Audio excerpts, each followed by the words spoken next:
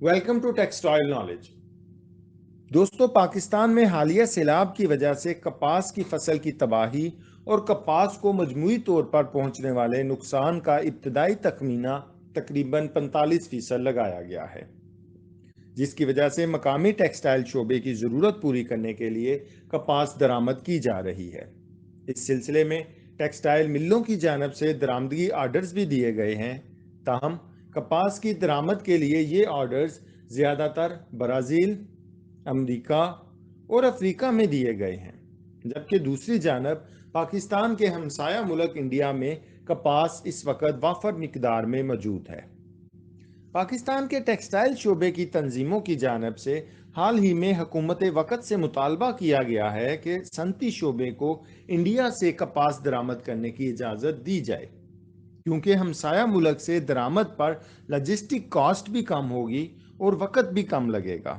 تاہم حکومت پاکستان کی جانب سے ابھی تک ٹیکسٹائل شعبے کے اس مطالبے کو پورا نہیں کیا گیا۔ انڈیا کی جانب سے 5 اگست 2019 کو اپنے زیر انتظام کشمیر کی آئینی حیثیت ختم کیے جانے کے بعد سے پاکستان نے انڈیا کے ساتھ تجارتی تعلقات منقطع کر دیے تھے،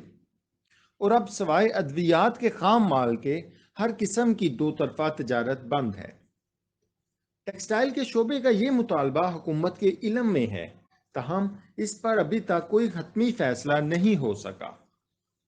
دوستو، چیئرمین کاٹن جننگ فورم کا کہنا ہے کہ اس سال ملک میں 70 سے 75 لاکھ روئی کی گانٹھوں کی پیداوار کی توقع تھی، تاہم سیلاب کی وجہ سے اب اس کی پیداوار کا تخمینہ 50 سے 55 لاکھ تک رہنے کی توقع ہے۔ انہوں نے مزید کہا کہ ویسے تو پاکستان ہر سال ہی کپاس درآمد کرتا ہے، کیونکہ ہر سال ملک میں کپاس کی پیداوار مقامی ٹیکسٹائل انڈسٹریز کی ضرورت سے کم ہوتی ہے، تاہم اس سال سیلاب کی وجہ سے زیادہ کپاس درآمد کرنا پڑے گی۔ انہوں نے کہا کہ ملکی ٹیکسٹائل کے شعبے کو کپاس کی کل 1.5 کروڑ گانٹھوں تک کی ضرورت ہوتی ہے۔ اگر امریکن کاٹن کے باؤ میں مزید کمی واقع ہوئی تو ملکی صنعت بیرونی ممالک سے مزید روئی کے معاہدے کر لے گی، کیونکہ مقامی کاٹن کی کوالٹی معیاری نہیں، جبکہ باؤ بہت زیادہ ہے۔ پاکستان ٹیکسٹائل کونسل کے مطابق ہمیں انڈیا سے روئی کی ممکنہ درآمد کے بارے میں سوچنا چاہیے،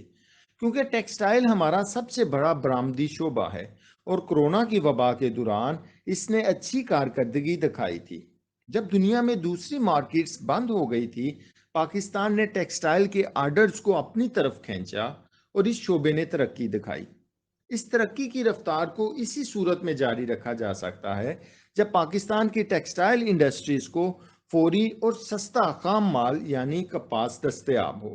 اور ہمیں انڈیا سے یہ بآسانی اور سستے دام مل سکتی ہے۔